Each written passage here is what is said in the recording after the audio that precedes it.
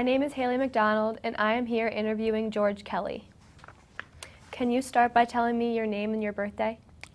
My name is George, middle name Richard, last name Kelly, born August 22nd, 1939. And how long have you lived in West Springfield? All my life, I was gone while I was in the military and while I worked for the government. So I was out of here for 16, 17 years. All right. Have you noticed any changes in the town throughout the years that you've lived here? I'm sure you have. Absolutely. I'm a student of history, and I remember things the way they used to be, and a lot of buildings that we used to know are gone, and a lot of roads that didn't appear until maybe the 50s, a lot of things. Mm-hmm. I went to elementary school at Park Avenue School, which is on the corner of Park Avenue and Phelan Street. And I used to have a morning paper route, and I would walk to school, but when I had to deliver papers in the morning, I'd sometimes be late because sometimes it was in the winter, and we did get a lot of snow in those days. I went to middle school at the building that is now Coburn School, and I started high school at the building that is now Cowing. And in 1956, right at the Christmas vacation, we all moved to the school that was on Piper Road, the one that's recently been demolished before this school was built. Mm-hmm. So you said you started high school at Cowing in 1956, you No. I would have been a junior in 56. So 1954. That seems right. So you went there for 2.5? I didn't stay back at all. Okay. That's interesting. So high school, would you have stayed there for all 4 years if the high school wasn't built? If the high school was built, I'm sure we would have stayed there all 4 years, yes. Interesting. All right. So what was it like growing up in West Springfield? It's great. I mean, I remember when World War II ended with the victory over Japan, and it was the first time I had ever seen my mother having too many cocktails. My father I had seen having too many cocktails, but that was the one night I had ever seen my mother out of line. And everybody was happy. People were blowing car horns and youping and yelling. And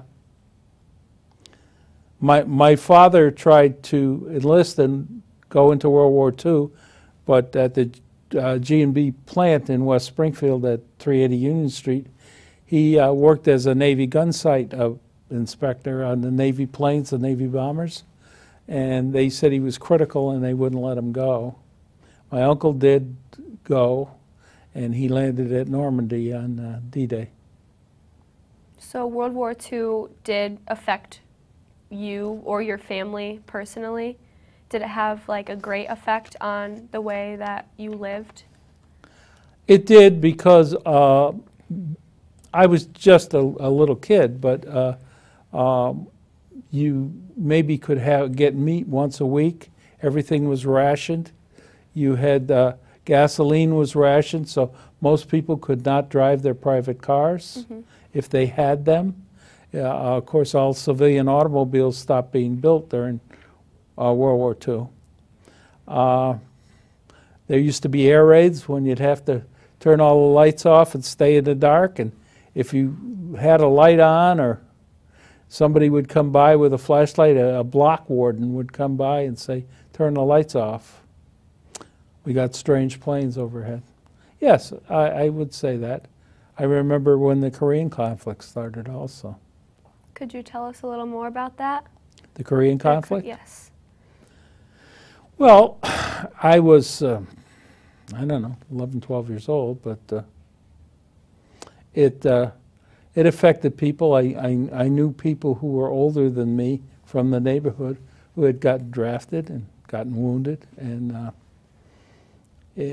any war affects anybody. America recovered very quickly after World War II, but the Korean War slowed things down. A lot of people were critical of the way the war was handled. America was ill-prepared because America had a complete disarmament after World War II, and they had only token forces, and there was a draft that my cousin Eddie from Suffield was drafted, and because he had gone to college, he was what was known as a 90-day wonder. They made him a lieutenant. Wow. So, what year did you graduate high school? 1957. And what did you do after high school? Well, when I was 12 years old, my father had a business. I became a complete gearhead. I used to like to go down to his business and take things apart. He had blown the transmission, or one of his workers did, in one of the construction trucks. And I was all into cars and speed and all that stuff. And I took the transmission out with a book on how to rebuild transmissions to try and rebuild it. Mm-hmm. The first time, not successful. Second time, not successful. The third time was a charm, and that truck ran for another 15 years. We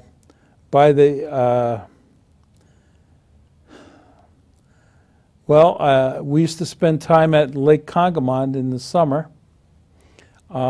I ended up buying a boat. I was a real entrepreneur with my paper route. I used to save money. When I was 14, I bought a 1932 Ford convertible, and I just got it on the road August 6th of last year. And I'm going to be in the show at the Big E, but I was really into cars right after high school, and rebuilding engines and transmissions, souping up cars for guys I went to high school with. I went to college part-time at HCC, and the draft board told me I wanted to be a soldier in '62, and they told me I was probably going to Southeast Asia. So in September 2nd of '62, I went in the military, took my basic training at Fort Dix, New Jersey, went on to advanced individual training at Fort Gordon, Georgia. That was the military police school. They offered me a chance to become an investigator for the Army. It's called the Criminal Investigation Division, because based, I guess, on some of my scores. And I didn't take that because they wanted me to re-enlist for 6 years before they sent me to school, and I didn't think that would be a good deal for me. I left Fort Gordon, Georgia, and was transferred to Fort Lewis, Washington, which is right outside of Tacoma. It's now Joint Base Lewis and McChord. But the 4th Infantry Division, I was in the 504th Combat MP Battalion attached to the 4th Infantry Division. They kept getting tapped to go to Vietnam, and twice they got orders to go, and twice the military rescinded those or changed the dates on them. The third time they got orders to go, Sergeant came to me and a couple of my friends and said, well, I don't think you're going to be able to go with us unless you re-enlist, because you've only got 10 months left in service the day we leave. And I said, gee, sorry, Sarge, but I don't think the military is the right move for me. So he said, we're going to have to transfer you back to the East Coast.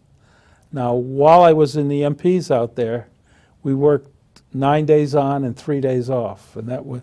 But I was on the West Coast, didn't have any relatives out there, had nowhere to go, and at that time, a draftee in the Army was being paid $88 a month, and it didn't have money for anything. So when they transferred me back, they transferred me to Fort Myer, Virginia, which is attached to Arlington Cemetery. And I spent my last months in service, my last 10 months there. And on my 3-day breaks, I could drive up here to Massachusetts and see my friends. And we had a lot of people from the East Coast in my unit. And I used to drop off one guy in Philadelphia, one guy in New Jersey, one guy in New York, and one guy in Connecticut. And then they paid for my gas up and back. So it was a good deal all the way around. So you made a lot of friends during your time serving, you said? I made a lot of friends in the military. In fact, one of the people I was in the military with at Fort Myer called me today, and his daughter had just died in an open heart surgery. Wow. So a lot of the friends that you made during that time you are still in contact with today, or were contacted with?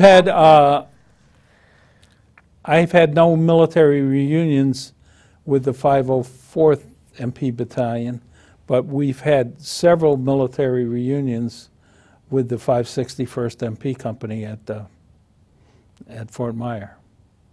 And some of my colleagues in the 561st went into federal law enforcement, as well as I did.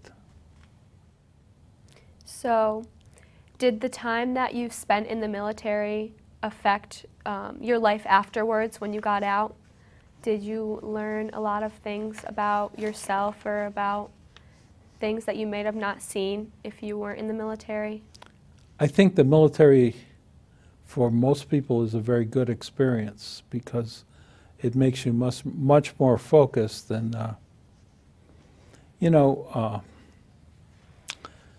young people sometimes lose focus very easily. And I think it made me a better person, yes. And I met people from all walks of life. And many of the people that were in the MPs at the time had prior law enforcement experience. We had a guy that was a state trooper from Indiana, a guy that was a Chicago cop, a guy that was an Illinois State Patrol, a guy that was a drug enforcement officer in Detroit, Michigan. So yes. And you meet people from states you hadn't heard of. So you said you also went into law enforcement after the military? I went into law enforcement after the military. I took a test for the United States Marshal Service and got on the qualified list. And then you got to get somebody to pick your name off the qualified list to hire you. And that took several months. So I stayed in Washington when I was out of Fort Myer. I stayed in Washington. I didn't come back to West Springfield right away. And I stayed there, and I worked as a shortage control investigator for May Company department stores. Now, shortage control is different than a store detective in the sense that they're looking for internal thefts and internal misuse of property and that. And I was only there 3 months, and I had taken the test for the United States Park Police and the Alexandria City Police in Alexandria, Virginia. And I got notified the day before the Marshal Service notified me. I got notified by the Alexandria Police, and the day after the Marshal Service asked me to be part of them, I got notified by the United States Park Police. So I was sort of in the driver's seat, and I opted for the United States Marshal Service. A guy that was in my MP company, a guy named Ted Guzman, went to the Alexandria Police and ended up being a lieutenant. I always wondered if I made the right choice. So what brought you back to West Springfield after all of that happened? And Well, I was in the Marshal Service in the Washington office in the 60s and 70s. We used to travel around a lot. In fact, we had a go bag, is what they call it today, or a suitcase at the office in our locker, and we had a $3,000 travel advance. And $3,000 was nothing to sneeze at in the 60s and 70s. And they'd notify you, you got to be over to the airport, the plane's leaving in 20 minutes, you're going. And most of the time that was good. I was single, and I was having a nice social life in Washington, and got to know a lot of people. And it was okay, but after I got married a few years later, it wasn't okay. In fact, when my first child was being born, they sent me down to Manatee County, Florida to enforce a federal integration order on Manatee County. Now Manatee County it's Tampa, Clearwater, St. Pete, that area of Florida, and that's a long cigar-shaped county, and most of the blacks were at one end and most of the whites were at the other. And so it meant a lot of time on the bus for these young students. And a lot of people from both the black and the white communities were upset by that. The governor of Florida defied the federal judge. He ordered the state police to stop us on anything we did. And Judge Kretzmann said, well, they might be able to put you in jail temporarily, but I can move anything that goes on to federal court under Title 18, and then you come to my court and I can get you out. He says the same thing doesn't work for, the governor was Claude Kirk, it doesn't work for him. If I put them in, they're going to stay in. And the judge ended up fining the governor $100,000 a day, personally. The head of the state police, $50,000 a day. The state ABC was also in there. He fined them $50,000 a day. And so we were facing off against other law enforcement people. It's different. So you mentioned about the racial segregation. You said there was whites on one side and blacks on another. You said in the last story you were telling. So you grew up in the time period, or you were in the service during the time period of a lot of racial segregation? That was not around here. I mean, we only had a few kids that were of another race in our school, but when you got into the South, I was in Fort Gordon, Georgia, which is right outside Augusta, for training, and you'd see white bathroom, colored bathroom, white water fountain, colored. You'd see a restaurant that would only let whites go in the front door, but they'd have like a takeout window on the side that would sell the blacks some food if they wanted to. There was a lot of people in law enforcement that didn't have a forgiving attitude towards people from another race. So you were a young adult when JFK was elected, correct? He was elected in 1961? Correct. I met JFK when he was campaigning in Springfield. I met him when he came to my house on Tatham Hill Road. He was a senator then from Massachusetts to talk to my father. Both my mother and the father were very, very politically active. My mother was the vice chairman of the Democratic Women on Wheels, which was the Democratic Women's Organization of Massachusetts. My father was vice chairman of the Democratic State Committee. When JFK was inaugurated, the Massachusetts people were more or less in charge of who got into what and where they sat and we did very well on that. I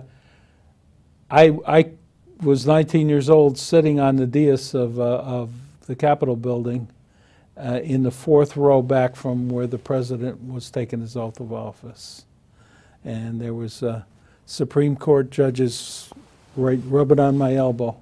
My mother didn't go because they could only get 2 tickets to that, and she wanted me to go with my father. And it was a terrible snowstorm that day.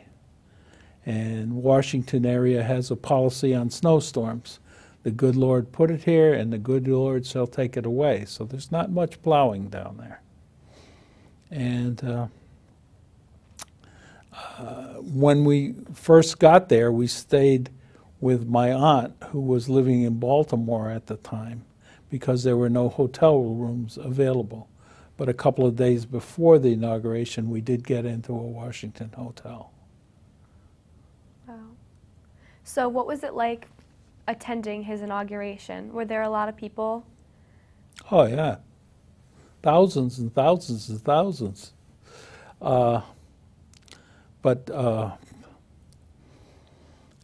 You know, I was from the dais in the front of the rotunda of the Capitol. I was 4 rows back on the left-hand side. Unbelievable. Very close. That's really, really cool. My parents knew the who's who in politics of the day. You know, I know when I started dating the woman I date these days, I showed her a family album, and there's my mother with the Peabodys. Endicott Peabody was the governor of Massachusetts, and Tony Peabody, his wife. There's my mother standing next to Hubert Humphrey and Edwin Muskie, who were senators at the time. Hubert Humphrey later went on to be a vice president. You know, I thought nothing of that. My family was very, very political. I was handing out flyers at the election day at the polls before I could read them. And I guess I thought nothing of it, you know. I remember Richie Neal when he was a city councilor in Springfield. So your parents being very political, did that inspire you at all to be political? At 18, I ran for, we had an elected town meeting in West Springfield by precincts, and I ran for and was elected to the town meeting. I served a couple of years on that before I got drafted, and then when I came back in '76, I was reelected to the town meeting and served on that until 1999, when it was dissolved to do a mayor-city form of government. I ran for the first council in West Springfield. There were 21 people running for councilor at large, me being one of them. On the first ballot, to make the primaries, they cut that in half. So they cut that to 10 people. I was number 6 on that. And everybody's saying to me, well, you did very well, but you probably won't get elected. So I beat a sitting select woman, Phyllis Austin Butera, out for the last slot, and I was elected to the council by a margin of 75 votes. And I've been on the council almost 16 years now. So you're still on it today? I'm still on it today. I'm a councilor at large. I'm chairman of the Human Resources Committee. In the past, I've been chairman of the Budget Committee, and I've been chairman of the Traffic and Safety Committee. I served a term as vice president of the council, and I'm still on it today, yes. And I enjoy it. I try although I started out in life probably as a idealistic, liberal young person, I'm much more middle of the road today. So what types of things do you do for the town, being on the council? We vote on the budget. We vote on every appointment that the mayor makes. We are in charge of the streets and the sewers. We set the dates for election along with the town clerk. So, Of the terms the council's had, in 2006, I ran for mayor in the 2007-2008 term. There were 3 people running for mayor. Unfortunately, I came in second, but I beat the other person running in the primary. There were 2 people in the Democratic primary. so how was that experience for you running for mayor? Generally very good. I took a $20,000 equity loan on my house to get the money to run, and today I still owe my campaign, or my campaign fund owes me over $9,500. So that's the downside of it. I got to meet a lot more people. It's quite different than running for council. I run for council at large, so it means I'm elected from every precinct, voting precinct in the town. But mayor's a big deal. When I got here today, I remembered being interviewed by Channel 22 when I was running for mayor in a setting much like this. That sounds interesting. Could you tell us a little more about that as well? Well, they ask you what you do with certain things. I've often thought that the town could run much more efficiently, and we're getting to some of those efficiencies, but it's a question of giving your judgment on certain things. There's talk about we've applied to the Mass School Building Authority about building a new Coburn School, which will be our first elementary school. I voted on the appropriations for this school, for the library, for the middle school, when I was in town meeting the middle school. But now we're going to build an elementary school, and you get reimbursement from the state if you meet certain criteria. But you can't just build the school. When we built the middle school, we built it on something that was called the stump dump, where the Department of Forestry put all the stumps of trees they had pulled out and a lot of stuff like that. Well, when we built the school, some of us were worried about that would cost the town money. And it cost us almost $1 million. Because the state said, no, a dump is a dump is a dump. It doesn't matter if you're putting tree branches and leaves there, it's still a dump, and you have to do certain precautions, and you have to do test borings. And unfortunately, they had built the school long before they did those. That's why the track and some of the soccer fields were not able to be used for a long time. Now, the problems we have with building Coburn School is that many of the sewers and water pipes in this town are well over 100 years old. It's not if they're going to break, it's just when. The sewers running down Southworth Street and Lathrop Street, I think Lathrop Street is 116 or 17 years old. Southworth is 105 or 6 years old. Some of those are wood, made from tree trunks that are bored out. And I told the superintendent, you know, you got to have your site prepared when you build the school. How would you feel if there's 2 feet of raw sewage floating in the bottom of your new school that we've just spent millions of dollars on? And I think I've got my colleagues and the mayor convinced that we really need to do that. The pumping station at the end of Southworth Street is very, very old and very, very bulky. And they're going to rebuild that. We just got a grant of about $7 million from the state. And we need to get more. So you've done a lot in your life with being in the military and being a U.S. Marshal and working with the town. I'm also a father. And being a father and having a wife. Could you tell us a little bit about your family? Well, my wife and I have been divorced many, many years.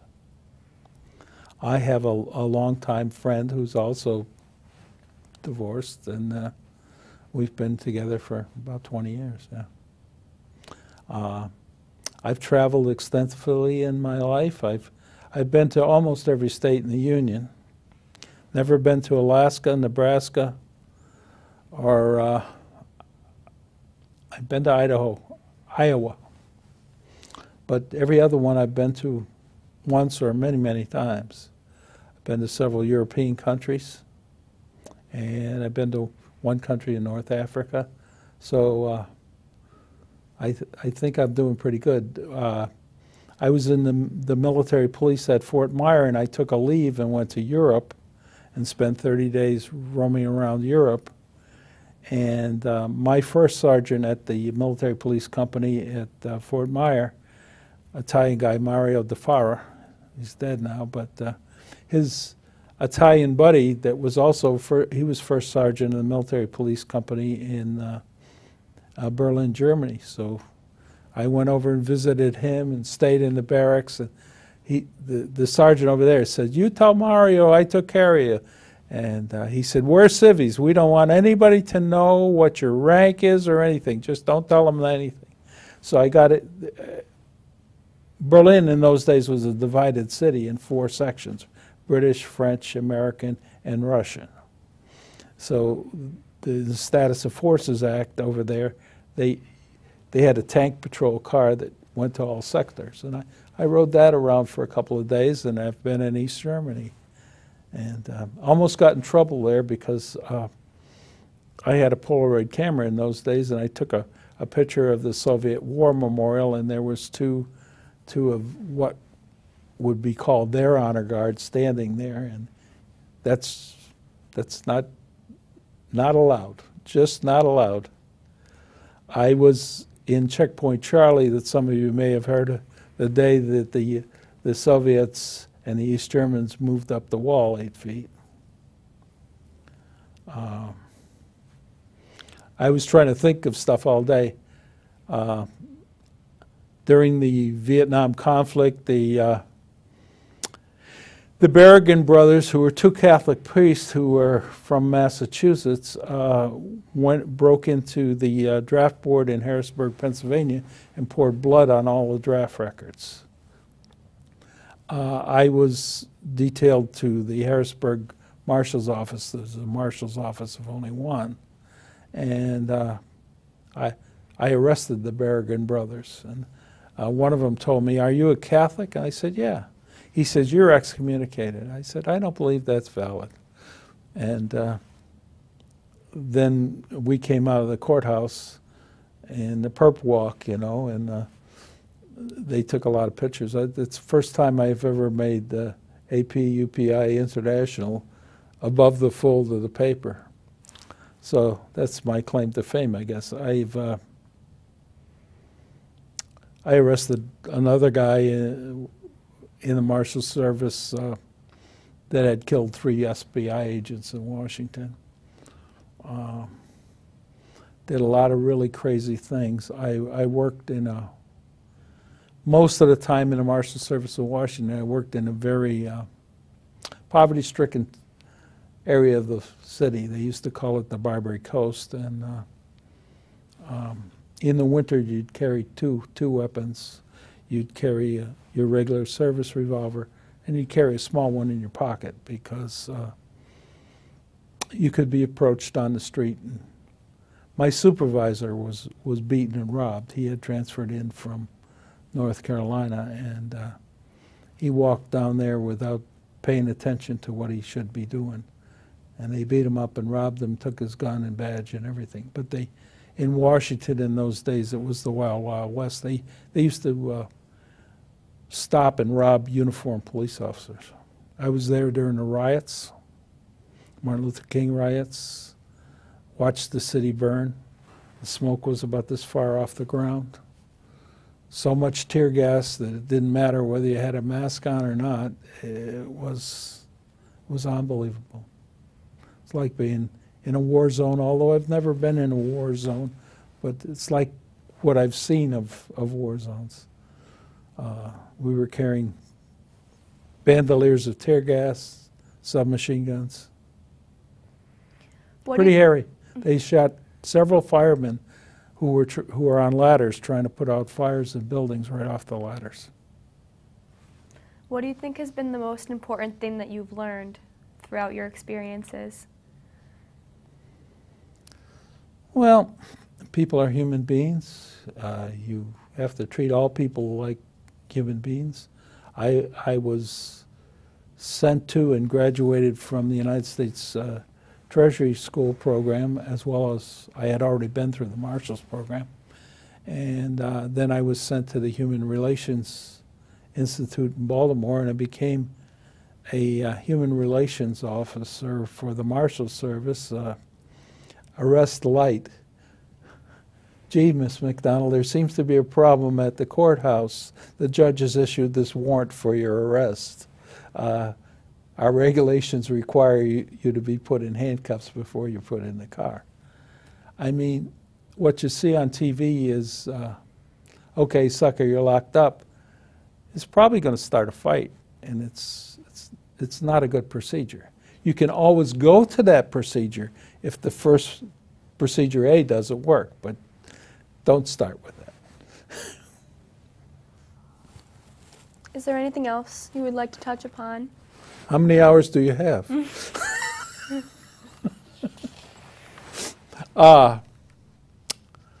I've integrated schools in the South. I was in charge of anti-air piracy at what was then Washington National Airport. It's now Reagan. A couple of days into that job, that was before they had magnetometers at the airport. And we just had to kind of scan the crowd and pick out people that look suspicious. And we see so many drugs there that Sam Wortlieb, who was the U.S. commissioner, which you do your arraignments in front of, said, don't bring me any more drug cases, just flush them down the toilet. We were at the Eastern Airlines shuttle, and we saw several suspicious-looking gentlemen who only spoke Chinese, and were carrying rather large briefcases. So we approached them and had them open them up, and inside of every one was a submachine gun. What we didn't know, because somebody had screwed up, they were Chiang Kai-shek, who was then the leader of Free China, was going from Washington to New York, and that was his protection delegation. We didn't know. The Secret Service should have informed us, but they did not, or the State Department. I was national president of the Marshals Union.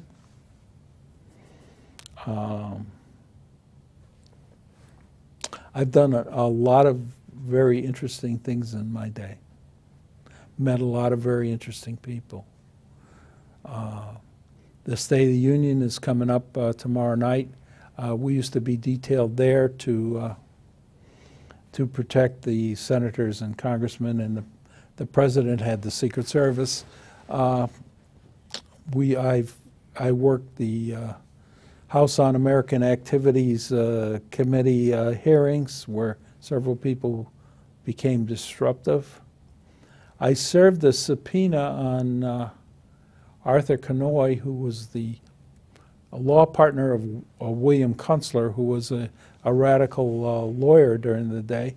And I did that outside the Court of Appeals in Washington, and he punched me, and I locked him up. And everybody in the Marshal Service and the Justice Department said, oh my God, we got enough trouble now, don't do this. Can you drop the charges? Because if they punch you, you can lock them up. And I was reluctant to do so, finally did. But after he gave me a formal apology. Did a lot of interesting things.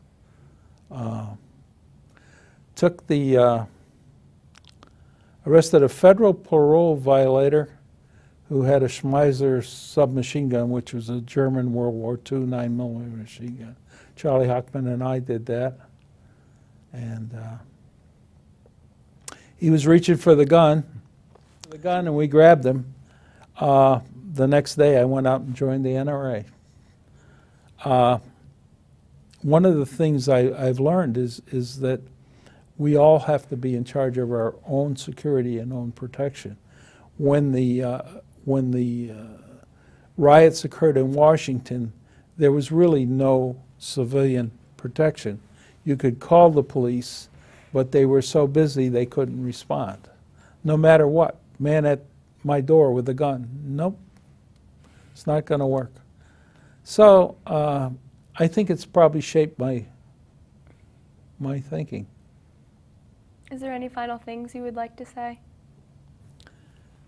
You never know where where your life's going to lead you. I had bought a stock car when I was 17, right out of high school, and rebuilt the engine and raced that.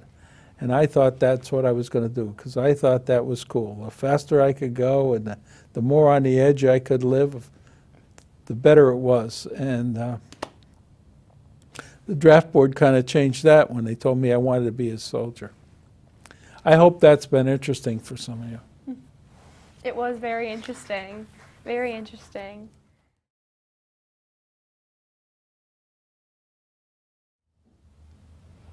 What have been some of the most important lessons that you've learned in your life?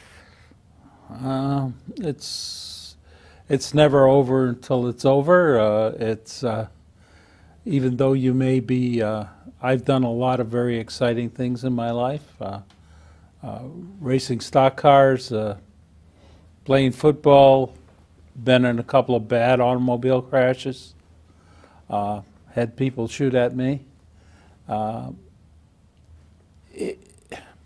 If you're not scared in those situations, there's something mentally wrong with you. But when you're in a bad situation, you just hang on, and just in a second, even a very bad situation, it passes, and you're all right to go ahead. The good Lord has always looked out for me. When I was, shortly after I got out of high school, I was in a very bad automobile crash where I walked away from the crash after hitting a tree, and the car didn't walk away. The car was all done. But both myself and my friend were able to just walk out of the crash without a scratch. I thought the Lord was looking out for me. After, when I was racing stock cars, I raced against a fellow who was older, and I was at Plainville, Connecticut, and I went through a chain link fence, a wood fence, a brick wall, and a concrete wall with the car. The car had extensive damage, but I walked away from that too. Years later, when I was a law enforcement officer, I had a situation where a young man had broken jail and was a very bad hombre, and he was. There were so many law enforcement people around there that we had to let him break out of the circle because you couldn't fire because somebody would have hit another officer. And I was chasing him down an alley, and a Ray Brown was behind me. He was a pretty good runner in those days, and nice and slim and athletic. And he had hidden in the alley. I had passed him by, and he got out from behind some dumpsters and was going to shoot me in the back, and I heard Ray Brown's gun go off behind me, and he shot him. You get in those shooting situations, and you know you don't. I don't know. I always knew I didn't want to kill anybody, but you didn't want to be killed in the process either. And then he was wounded pretty badly in the arm and his shoulder, and it was, I believe, a Christmas Eve. And we called the ambulance, and the ambulance went to the wrong part of town. When you're in a big city like Washington, they have the exact same addresses in northeast, southeast, northwest, southwest. And we're in the 7700 block of Georgia Avenue Northwest, and the ambulance was dispatched to the 7700 block of Georgia Avenue Northeast. And so he lay on the ground bleeding pretty profusely, and we were afraid we were going to lose him. We were performing first aid. But been a lot of scrapes in my life, and the good Lord has always looked out for me. I'm still a churchgoer after all these years, and I'm glad to be here. I didn't want my life to end on a bad note. I did a lot of very edgy things in my life, I guess.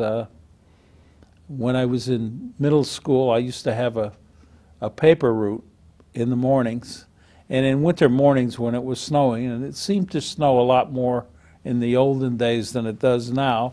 But I suppose I just thought of it that way, but I think the weather was a little more severe. I was late for school so many times that I had a year's worth of detention. The vice principal of the middle school in those days, which is now Coburn School, was Chris Grammaticus, who later went on to become superintendent of schools. But he said, "What is wrong with you that you're always late?" I said, "I got a morning paper route. I got to get to my customers and get their paper to them."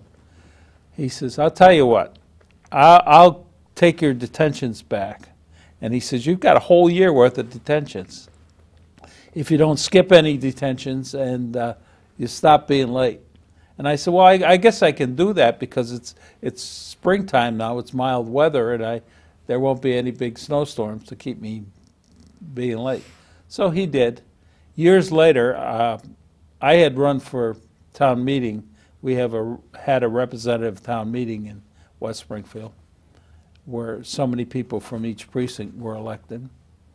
And I had run for that when I was 17, but I was going to be 18 by the time I was sworn in.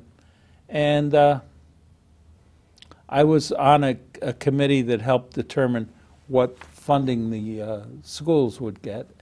And he came to me and said, "Could you help me out, get you and some of your friends to vote for this?" And I said, "Yeah, I guess I owe you one." And you know, we became pretty good friends. Life is like that. You never know who's going to be up and who's going to be down, and sometimes you can do a favor for somebody that helps everybody out. I had a lot of scrapes in the Marshals Service, and a lot of good times too. But later in life, I've run into a few things that have been bad situations, and you just never know what's going to happen in life. There's always a surprise waiting around the corner. When I was out with a friend for dinner the other night, and she said to me that, you know, you ought to tell them what you were really like. People are going to think you were this goody two-shoes that did nothing wrong. And I said, okay, you know. When we were at Cowing School, and I was there until I was a junior. As a senior, I was up here at Piper Road. You know, people used to sneak out on the roof during lunch or recess and make out, you know. But a lot of the things that the kids do today, we didn't do. There was never any, we might have had a cold beer or two during high school, but there was no drugs around. And I think drugs are very scary because if you have a cold beer, you know much know whom made the beer and what conditions it was made under. These kids that take drugs today, I mean, it's very scary. I've had friends who are parents and who've lost children right here in West Springfield, and it's pretty sad.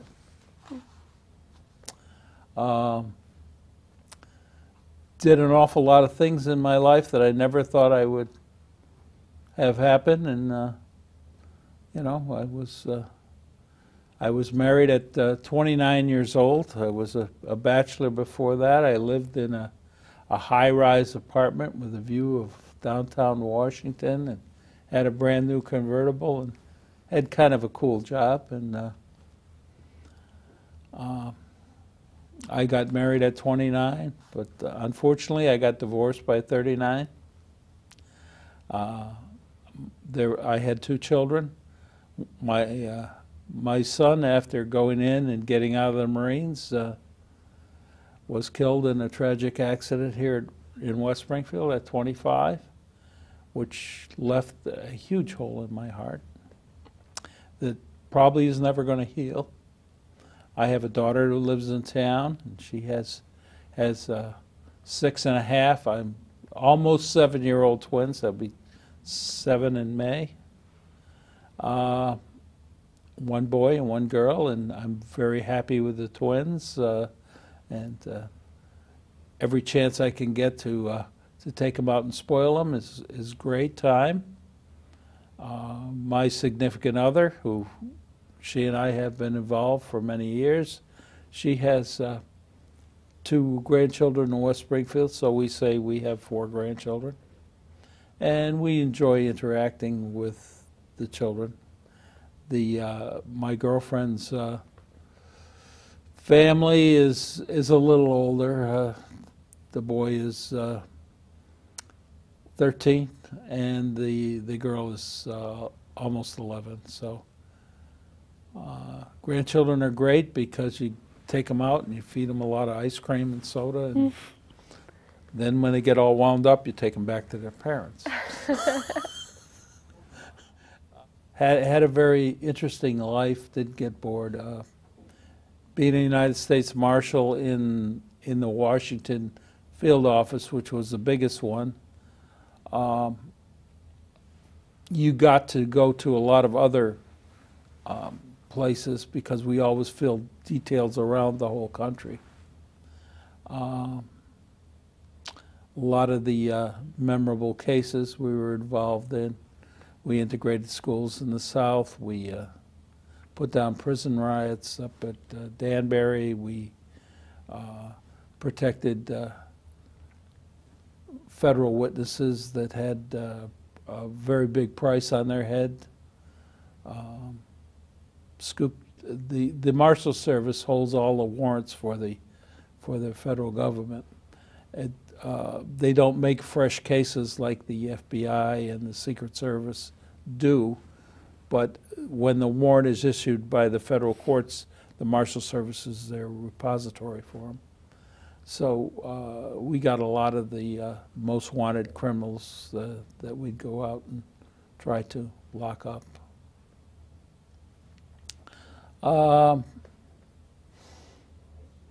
I would think that growing up at the time I grew up in West Springfield was almost bucolic. It was a very different life, you know.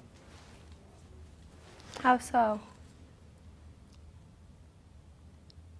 We didn't have TV when I was a child. It was just coming into its own. I remember my parents had, excuse me, one of the first TVs in our neighborhood. It was a round screen black and white TV, and neighbors would come over to try and watch this TV. I must have been 10 or 11. We didn't have color TV. We had rotary phones. In fact, for a while, we had a party line that you'd have to pick up the phone and make sure somebody wasn't talking on it.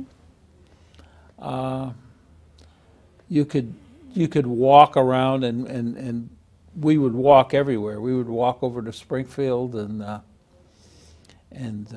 do some of that stuff. I can remember on dares walking across the Connecticut River Railroad Bridge, and a couple of times a train coming along, which is interesting because you have to hang out over the water because there's no pedestrian walkways on that bridge. So I guess I did quite a few edgy things. I can remember one time walking into Springfield. I think it was on a school vacation, and we had I don't know, 5 or 6 guys that I went to school with. So I was probably in middle school. And we had enough money to pay for 2 admissions to the theater. And those guys went into the theater, and then they opened the door on the fire escape where we were. The rest of us would go in.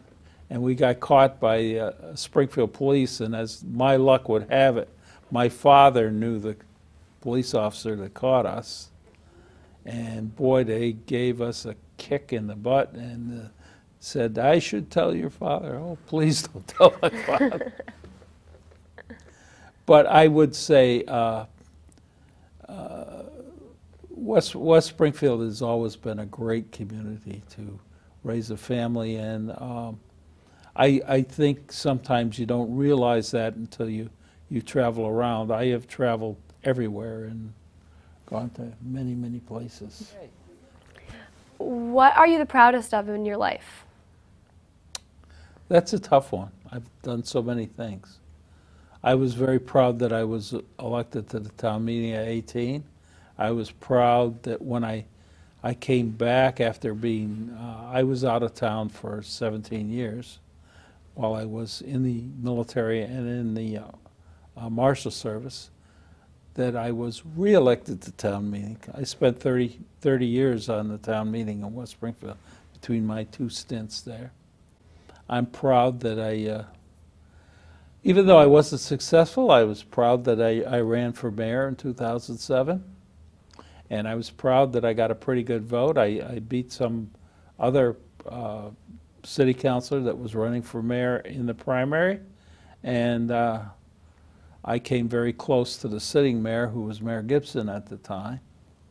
I think 330 votes apart. And I'm, of course, extremely proud of my children and my grandchildren and the people I've got to know in my life, and of the opportunities I've had.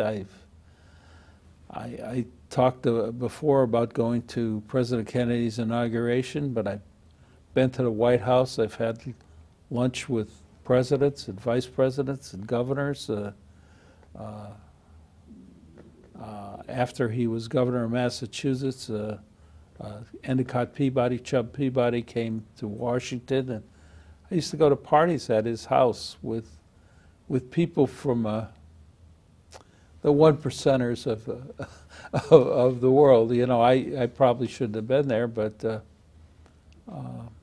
used to go to the Cherry Blossom Ball as a invited guest in Washington, and met an awful lot of people. Did an awful lot of things.